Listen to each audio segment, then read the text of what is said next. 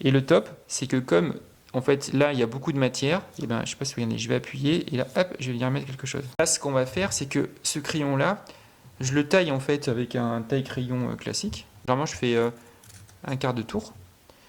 Et je vais le prendre en fait de cette manière là et je vais venir tracer en fait des lignes. Voilà. Et le fait de se mettre de cette manière là, c'est que je suis assez souple. Et ce qui est bien, c'est que ensuite, une fois que j'ai trouvé en fait ma forme, et ben, en final, je vais venir appuyer en fait.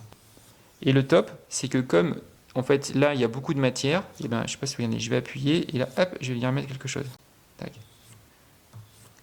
Voilà. Ça veut dire que je peux venir remplir en fait quelque chose, enfin je peux venir remplir rapidement en jouant en fait sur l'inclinaison de mon crayon. Ça veut dire si je veux une ligne droite, bah en fait je vais le mettre comme ça et je vais faire une ligne comme ça.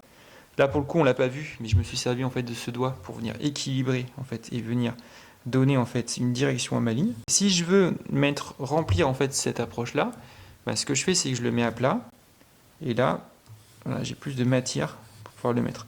Et après, ben, du coup, comme on joue en fait sur la tranche, ben, en fait, il reste toujours plus ou moins bien taillé en fait. Ça évite parce que si je dessine, enfin, si j'écris ou je dessine comme ça, ben, à force ça va écraser en fait le bout et ça va venir en fait, bah, après il va falloir le tailler régulièrement.